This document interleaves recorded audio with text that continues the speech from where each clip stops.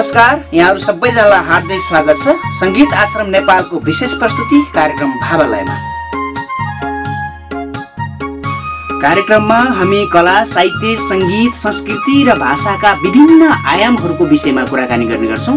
यो विशेष कुराकानीमा आज हामीसँग हुनुहुन्छ जनवादी गीत संगीतको आन्दोलनमा एउटा उचाइ प्राप्त गरिसक्नुभएका विशेष व्यक्तित्व हुनुहुन्छ जीवन शर्मा। यहाँलाई हार्दिक स्वागत छ भाइ। धन्यवाद। सन्चै हुनुहुन्छ? ठीक छ एकदम। केमा व्यस्त हुनुहुन्छ त आजभोलि? अब यो गीत गाउने, संगीत निर्माण गर्ने, नयाँ गीतहरू लेख्ने, कोही पुराना गीतहरूलाई पुनर्ताजगी गर्ने, यस्तै यस्तै काम चलिरहेछ। आजभोलि दाइको जुन सेक्टर छ जनवादी गीत संगीतको, यसको माहौल कस्तो छ दाइ? यसको माहौल विषम खालको छ। केही जनसङ्गीतहरू अत्यन्तै लोकप्रिय भएर गएका छन्। कतिपय जनसङ्गीतका कर्मीहरूले अर्कै ट्र्याकमा हिँडेको पनि अवस्था छ। अलिक कठिन बाटो कठिन नै हो यो। यसबाट जीवन निर्वाहको सम्भावना एकदम कम छ। त्यसैले अब जनसङ्गीत कर्मीहरू कैयौँ यो बाटोबाट विचलित भएको अवस्था पनि छ। तर यस्ता गीतहरूको आवश्यकता, महत्त्व र सन्दर्भ झन्झन बढेर गएको छ। र एउटा सबभन्दा सुन्दर पक्ष के देखियो भने विगत केही समय अगाडिदेखि नेपालमा राष्ट्रिय गीतहरूको माहौल भत्तै बढेर आएको छ। असार महिनामा जब नेपालको एउटा नक्सा, भौगोलिक नक्सा, हामीले आफ्नो वास्तविक नक्सा प्रकाशित गऱ्यौँ, त्यसपछि राष्ट्रियताको लहर देशव्यापी चल्यो। त्यो राष्ट्रियताको लहर सँगसँगै जनसङ्गीत कर्मीहरूले पनि राष्ट्रिय गीतहरू निर्माण गर्ने, जनताको पक्षमा गीत सङ्गीत मार्फत आवाज उजागर गर्ने एउटा ट्रेन्ड निकै माथि उठ्यो। त्यो एउटा राम्रो पक्ष त्यो भयो। एउटा कुरो नि दाइ, जस्तो यो 20औं वर्ष 30औं वर्ष एउटा लाइनलाई पक्रेर, अझ विशेष गरी यो जनवादी आन्दोलनलाई पक्रेर बसिरहन गाह्रो भएन दाइ? अब गाह्रो, साह्रो, अप्ठ्यारो सबै भए, तर मुख्य कुरा मनोदशाको कुरा हो। केलाई अब स्वीकार गर्ने, केलाई अस्वीकार गर्ने, एउटा दृढ अठोटका साथ, सशक्त विश्वासका साथ र दृढ इच्छा शक्तिका साथ एउटा कुनै मार्गमा अगाडि बढ्ने हो भनेदेखि त्यहाँ आइपर्ने बाधा अप्ठ्याराहरूलाई स्वीकार गर्दै अगाडि बढ्ने हो। अब खास लक्ष्य पितलो छ, इच्छा शक्ति पनि कमजोर छ भने सानातिना अप्ठ्याराहरूले पनि अल्झाइदिन्छन्, निराश बनाइदिन्छन्, हतोत्साहित बनाइदिन्छन् र बाटोबाट विचलित बनाइदिन्छन्। त्यो आफूभित्रको इच्छा शक्ति, दृढता र लक्ष्यप्रतिको विश्वास कति कुन लेभलमा छ, कुन स्तरमा छ, त्यसले निर्धारित गरिदिन्छ। भनेपछि मसँग विचार भएर मात्रै पनि भएन, त्यो विचारलाई लागू गर्न सक्ने, त्यो विचारलाई राम्रोसँग दृढसँग पक्र्न सक्ने मसँग इच्छा शक्ति पनि चाहियो। इच्छा शक्ति हुनु पर्यो, दृढता हुनु पर्यो, अनि चाहिँ एउटा आत्मविश्वास हुनु पर्यो। यो बाटो सही छ भन्ने कुरामा आफैलाई विश्वास हुनु पर्यो। दाइहरूको गीतले, दाइहरूको चाहिँ जीवनवादी गीतले धेरै आन्दोलन भए। 46 सालको आन्दोलनमा पनि दाइको सिमैली छायामा त्यत्तिकै हिट थियो होला। 62-63 को आन्दोलनमा कुरै नगरौँ, आज पनि दाइको गीत उत्तिकै सान्दर्भिक छ। यो राजनीतिक परिवर्तन सँगसँगै धेरै मान्छेहरू सत्तामा पुगे। दाइलाई पनि पक्कै पनि त्यो सत्ताको ढोकाहरू धेरैचोटि खुल्यो होला। यसो भित्र छिरो जस्तो लाग्यो दाइ कहिले? अब यसमा पनि लक्ष्यका कुराहरू आउँछन्। आफ्नो गन्तव्य के हो? त्यो ढोकाभित्र छिर्दा गन्तव्यतिर गइन्छ कि नछिर्दै बाहिरबाट हिँड्दाखेरि गन्तव्यतिर गइन्छ? त्यो कुरा आफूले पत्ता लगाउनु पर्यो। त्यसै ढोकाभित्र छिरेर त्यहीँभित्र अल्मलिएर बस्ने स्थितिमा छिर्नु पनि भएन। त्यहीँभित्र छिरेर विशाल सम्भावनाहरू देखिन्छ भने गएर केही गर्ने आँटका साथ जानु पनि पर्यो। र त्यो अवस्थामा गन्तव्यलाई बिर्सेर केवल व्यक्तिगत स्वार्थ, व्यक्तिगत इच्छा आकाङ्क्षाहरूलाई ध्यानमा राखेर मैले केही पनि काम गरिनँ। दाइलाई एउटा प्रश्न सोध्छु। दाइले अब सोधेँ भने त्यो चाहिँ बुर्जुवाहरूले लगाउने आरोप भन्ला होइन? कहिलेकाहीँ त्यस्तो पनि देखिन्छ। सायद त्यो अप्ठ्यारो परिस्थितिमा, राज्यसँग लुक्दै हिँड्ने परिस्थितिमा एउटा होला, कम्युनिस्टहरूले चाहिँ आफ्नो परिवारलाई आफ्नो आफन्तहरूलाई त्यति धेरै माया गर्दैन, अलिकति व्यवहारिक छोडेर हिँडिदिन्छन् भन्ने आरोप पनि छ। दाइलाई के लाग्छ, यसको खण्डन कसरी गर्नुहुन्छ दाइ? अब त्यो कुरा मलाई सही लाग्दैन। एउटा सच्चा निष्ठा, सच्चा आदर्श, सच्चा आस्था बोकेर हिँडेको जो कोही छ भने पनि उसले आफ्नो घर परिवारलाई मात्र होइन, संसारभरिका दुखी गरिबलाई माया गर्छ।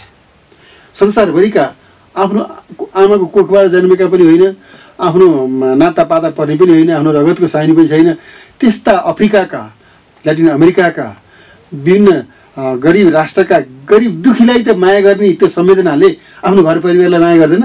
हृदय ठुलो हुन्छ कम्युनिस्टहरूको, त्यो होइन।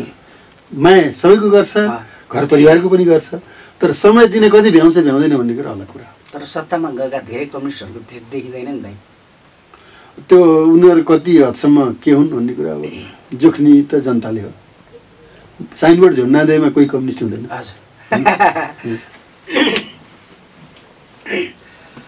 बागलुङको एउटा गाउँमा जन्मिनु भयो जीवन शर्मा। पहिला त जीवन शर्मा हुनुहुन्थेन, अर्कै नाम थियो होला दाइको है? मेरो नाम त 5-6 छन्। 5 है?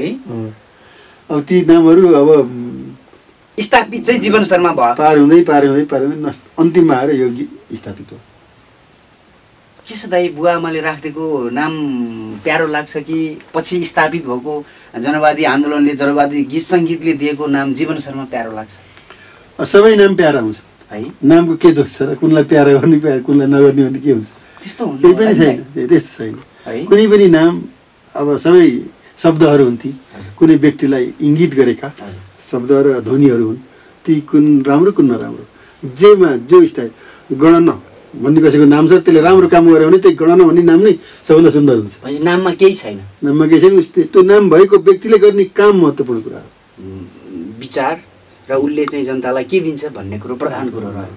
जस्तो दाइले जनवादी आन्दोलनलाई एउटा बिर्सन नसक्ने गुण लाउनु भयो। कोही मान्छे जीवन शर्मालाई नचिने पनि जीवन शर्माको गीतलाई सुनेर जनवादी आन्दोलनमा लाग्छ, एउटा छापमार बन्न सक्छ, एउटा क्रान्तिकारी योद्धा बन्न सक्छ। सायद दाइकै गीत सुनेर धेरै मान्छेहरू अहिलेको सत्तामा मन्त्री भए होलान्। कतिपय अन्तर्वार्ताहरूमा नि सुनिन्छ जीवन शर्माको गीत सुनेर हामी यो आन्दोलनमा लाग्यो भन्ने छ।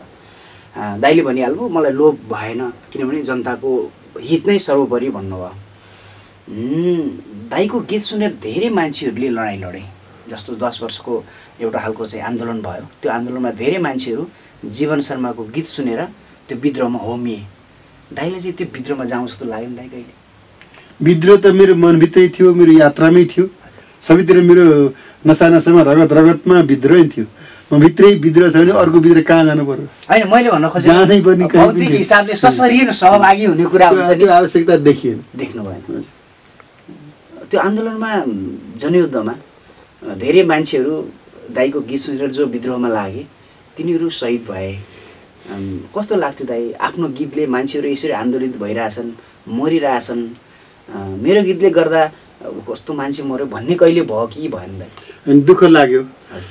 अब गीत सङ्गीत सुनेर आन्दोलनमा हुमे, आन्दोलन हुमेपछि शहीद भए, कोही घाइते भएका छन्, अहिले पनि कतिपय घाइते भएका छन्। ती सबैलाई सम्झँदाखेरि दुःख लाग्छ। तर यस कुरामा फेरि गीत सङ्गीत सुनेर आन्दोलन लागे, परिवर्तनको यात्रामा मानिसहरू लागे, उद्वेलित भए, आन्दोलित भए, त्यो आन्दोलनले केही न केही परिवर्तन ल्यायो, त्यो सम्झँदाखेरि गौरव लाग्छ। यो दाइ जस्तो दाइले कहिलेकाहीँ कोठाभित्र भूमिगत कालमा 5-7 मान्छेलाई मात्रै नै गीत सुनाउनु भयो, कहिलेकाहीँ हजारौँ लाखौँ मान्छेहरूको स्टेज, ठुलो स्टेजमा, झकिझकाउ स्टेजमा, विदेशका सुविधा सम्पन्न स्टेजहरूमा गीत गाउनु भयो। फरक के हुँदो रहेछ दाइ सानो कोठाभित्र गीत गाउनु र ठुलो स्टेजमा धेरै मान्छेलाई गीत सुनाउनु? मेरो लागि त एउटै हो, एउटै। मेरो लागि केही फरक छैन।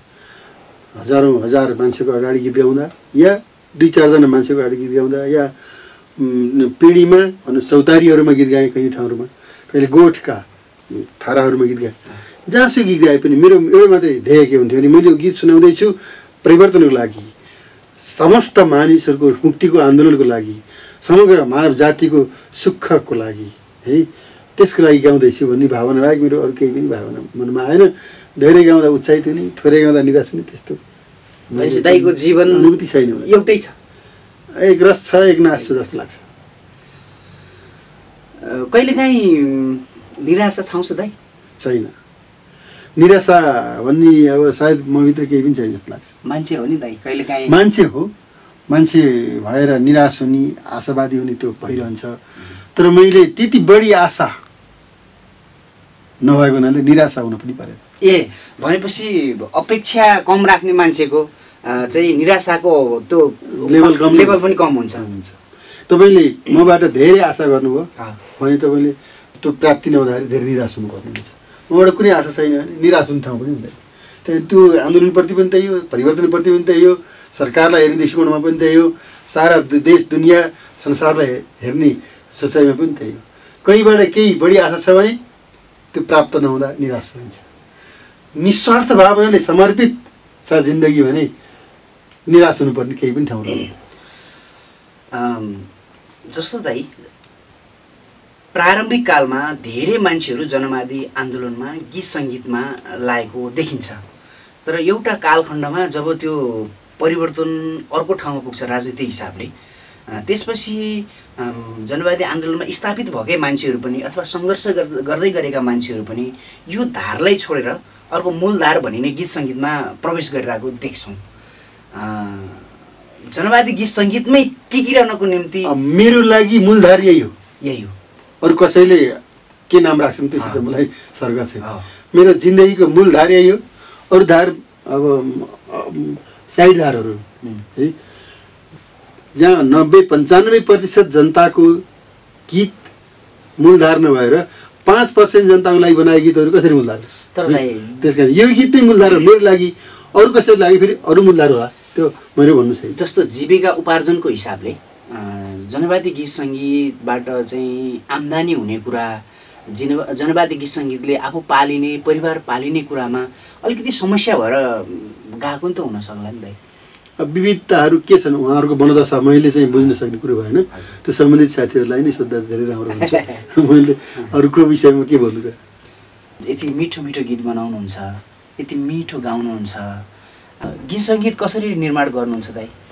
अब गीत सङ्गीत निर्माण गर्ने आफ्नै शैली तरिका र आफ्नै प्रकारको परिवेश हुन्छन् होला। मेरो हकमा मैले जहाँ जे देख्छु त्यही कुराको सन्दर्भमा गीत तयार हुन्छ। एउटा गरिबलाई देखियो गरिबको गीत बन्छ, नदी कलकल बहेको देखियो नदीको गीत बन्छ, आकाशमा बिजुली चम्केको देखियो बिजुली चम्केको देखिन्छ र त्यसलाई मैले आन्दोलनसित जोड्ने प्रयत्न गर्छु। दाइका धेरै गीतहरू एकदम सुपर हिट छन्, जनताको माझमा एकदम धेरै चर्चित छन्, धेरै मान्छेहरूले यो गीत गुनगुनाउँछन्, धेरै गीतहरू दाइको गीतहरू गुनगुनाउँछन्। त्योमध्ये एउटा गीतको पृष्ठभूमि सोध्न मन लाग्यो मलाई। आधी रातमा हुरी चल्दा, आधी बेरी तुफान चल्दा म त्यहीँ आउनेछु। सायद दाइले यो गीत कसैलाई सम्झेर लेख्नु भएको थियो दाइ? हो, जनयुद्धमा जे साथीहरू होमिए त्यो होमिएका साथीहरूमध्ये कयौँ साथीहरू चाहिँ शहीद भइसकेका थिए, कयौँ साथीहरू घाइते भइसकेका थिए। ती आन्दोलनमा हिँडेका साथीहरूलाई सम्झेरै मैले गीत रचना गरेको हो। र ती साथीहरू फर्केर आउँछन् या आउँदैनन्, ती साथीहरूसँग फेरि भेटघाट हुन्छ कि हुँदैन। आधी रातमा हुरी चले जस्तै आन्दोलन चलिरहेको छ, आँधी बेरी तुफान चलेको छ, त्यो तुफानको बिचमा साथीहरू हुमिनु भएको छ र मेरो मन पनि त्यहीँ दौडिरहेको थियो। त्यस्तो अवस्थामा यो गीत रचना भयो। सुन न दाइ अलिकति। आधी रातमा हुरी चल्दा, आधी बेरी तुफान चल्दा, कालो निलो आकाश मुनि मुसलधारे पानी परेर म त्यही आउनेछु। ए साथी म त्यही आउनेछु। हुन त गीत कुन मनपर्छ भनेर सोध्यो भने दाइले सबै गीत उत्तिकै मनपर्छ भन्नु होला। किनभने फरक परिवेशमा, फरक समयमा होइन, फरक खालको अनुभूति भएर सब लेखिएका गीतहरू हुन्। सबै गीतहरू उत्तिकै प्रेरणादायी छन्, उत्तिकै मर्मस्पर्शी छन्, उत्तिकै मन छुने गीतहरू छन् दाइको। के छ दाइ, त्यो भएका दाइका सयौँ गीतहरूमध्ये यो गीतले चाहिँ धेरै मान्छेलाई प्रभाव पारेको थियो भन्ने त्यस्तो विशेष केही छ दाइ? प्रभाव अरूलाई पार्ने कुरा र मैलाई प्रभाव पार्ने कुरामा अन्तर छ। अरूलाई प्रभाव पार्ने गीतहरू अब यही आधी रातमा हुरी चल्दा जस्ता गीतहरू, फोक्लेनको टापुबाट जङ्गलको बीचबाट लेखिरहेछु चिठी तिमीलाई लडाईँको मैदानबाट भन्ने गीत चाहिँ एकदमै मनपर्ने गीत थियो, सबैलाई प्रभाव पारेको। सिमेली छाया भन्ने गीत सबैभन्दा अब प्रचलित गीत हो। ती गीतहरू छन् र ती सबै मेरो लागि प्रिय गीतहरू हुन्। अब र मलाई अप्ठ्यारो पर्दाखेरि गुनगुनाउने एउटा गीत छ, समयसँग सम्झौता होइन सङ्घर्ष गर सङ्घर्ष आउँछन् हजार चुनौती स्वीकार गर सहर्ष। यो गीत चाहिँ मलाई अप्ठ्यारो परेको बेलामा पनि साथ दिने गीत छ। यो अलिकति पारिवारिक कुरा गरौँ के छ, कहिलेकाहीँ परिवारले पैसा कमाएन, तैँले काठमाडौँमा घर बनाएन, जिन्दगीभर यस्तो गीत गाएर हिँडिस्, कचकच आउँदैन त? खै त्यो आशै थिएन होला, आशा कचकच आउने है। त्यस्तो गर्ने खालको मान्छे होइन यो भन्ने पहिल्यै थाहा थियो। यो हजुरलाई बुझेरै हजुरसँग चाहिँ त्यो बुझे पनि नबुझे पनि आशै भएन। आशै भएन, यो बाटै त्यस्तो थियो, यो यसबाट पैसा आउँछ भन्ने त आशै थिएन। यो खुसी हुनुहुन्छ? सब खुसी छन्, ठिकै छ है। के छ दाइ अबको प्लान, अब के गर्दै हुनुहुन्छ? अब यिनै गीत सङ्गीतलाई प्रमोट गर्ने हो। पहिलेका अब अत्यन्तै राम्रा गीत र अत्यन्तै सुन्दर भावना भएका बोकेका गीतहरू छन्, ती गीतलाई फेरि नयाँ एउटा टेक्नोलोजीमा नयाँ प्रविधिमा उचाल्ने त्यो पनि प्रयत्न हुन्छ र नयाँ नयाँ गीतहरू तयार पार्दै जनसमक्ष लैजाने पनि कोसिस भइरहन्छ। हामी अन्तिममा छौँ दाइ। एउटा कुरो, यो चाहिँ अलिक वैचारिक कुरो होला जस्तो लाग्छ मलाई। जीवन शर्मा चाहिँ जनताको गायक हो, एउटा कलाकार हो। यो आम मान्छेले स्थापित दाइको कलालाई देखेर दाइलाई चाहिँ कलाकार हो भनेर स्थापित गराइदियो। दाइलाई कहिलेकाहीँ भित्र के लाग्दैन, म चाहिँ कलाकार भन्दा बेसी राजनीतिकर्मी थिएँ, मलाई चाहिँ यो गीत गाउँदा गाउँदै जनताले कलाकार बनाइदियो भन्ने जस्तो लाग्छ? इतिहासतिर मैले खासै फर्केर हेर्ने गरेको छैन। अहिले तपाईँले जे भन्नु त्यो ठिकै छ। भनेपछि दाइलाई पनि भित्रदेखि म कलाकारै हुँ भन्ने हुन्छ। त्यो भइसक्यो अब है। अब योभन्दा अर्को कुनै परिचय मैले आवश्यक ठान्दिनँ र त्यो सम्भव पनि छैन। गजबको कुरा गर्नु दाइ। के छ दाइहरूको गीतले जुन सार्थकता पाइरहेछ अहिलेसम्म, आन्दोलनहरूमा बडो सान्दर्भिकता भएर आउँछ दाइहरूको गीत। दाइले सोचे जस्तै समाज अथवा नेपाल बन्नलाई कति समय लाग्ला, अथवा चाहिँ कसरी बन्छ दाइ? तपाईँले सोचे जस्तो तपाईँ जिन्दगी छैन। एउटा मेरो जिन्दगी त मैले सोचे जस्तो बनाउन सक्दिनँ भने यत्रो देश यत्र करोडौँ जनताहरूको जीवन दशालाई मैले चाहे जस्तो बनाउन सकिनँ भने निराश हुने कुरा हुँदैन। हामीले प्रयत्न गर्ने, सबैलाई सुखको बाटोमा, सबैलाई समृद्धिको बाटोमा, सबैलाई अब सुखी बनाउने हामीले कोसिस गर्ने हो। कोसिस गर्दा गर्दै कति सम्भव हुन्छ हुन्छ। त्यसमा यतिको सुखी बनाउन खोजेको थिएँ, अलिक थोरै भयो भनेर निराश हुने पनि भएन। अब सम्भव भएन भने फेरि प्रयत्न छोड्ने कुरो पनि हुँदैन। लगातार निरन्तर त्यो दिशामा अगाडि बढ्दै जाने हो। जाँदै जाँदा कतिसम्म प्रगति हुन्छ, कति उन्नति हुन्छ, कहाँ पुगिन्छ त्यो यात्राले नै तय गरिदिन्छ। के छ, कति मिनट भयो? केही सबैलाई चेत हुने हिसाबले क्या दाइसँग कुरा मात्रै गरिएन आज। यो कुरा चाहिँ मलाई पनि र आम हेर्ने दर्शकहरूलाई पनि पक्कै यो प्रेरणा हुन्छ होला। जो मान्छे जनवादी आन्दोलनमा लाग्छु अथवा जनवादी गीत सङ्गीतको माध्यमबाट म समाजलाई के योगदान गर्छु भन्ने मान्छेहरूलाई पक्कै पनि जीवन शर्मासँगको कुराकानी चाहिँ यो टिप्स हुनसक्छ। हामी कार्यक्रमको अन्तमा छौँ। के छ दाइ, हाम्रो के मार्फत, टिभी मार्फत के छ दाइ, अन्त्यमा केही सन्देश छ जनतालाई अथवा चाहिँ जनवादी आन्दोलनमा लाग्न खोज्ने, हिँड्न खोज्ने भर्खर पाइला चाइलाका गीत सङ्गीतका यात्रीहरूलाई के भन्नु छ दाइ? अब कुनै दिन संसारभरिका मानिसहरू सुखी हुने व्यवस्था आउँछ, विश्व व्यवस्था आउँछ, हामी त्यो दिशामा छौँ। नेपाललाई पनि, अब नेपालीहरूलाई पनि सुख र समृद्धिको कुनै एउटा व्यवस्था आउँछ कुनै दिन। हामी सारा मानव जातिलाई सत्य, न्याय र समानतामा आधारित विश्व समाज खडा गर्ने दिशामा अगाडि बढ्न प्रेरित गर्न जाने हो। गीतको माध्यमबाट, सङ्गीतको माध्यमबाट, साहित्यको माध्यमबाट, कलाको माध्यमबाट त्यो दिशामा अगाडि बढ्दै जाने हो। र यस्तै जनताका र राष्ट्रका गीतहरूलाई माया गरिदिँदै जानुभयो भने जिम्मेवार नागरिकहरूले हामीलाई पनि प्रेरणा मिल्छ, अरू नयाँ पिँढीलाई पनि प्रेरणा मिल्छ। हस् दाइ, संसार दाइले भने जस्तै होस्। धन्यवाद।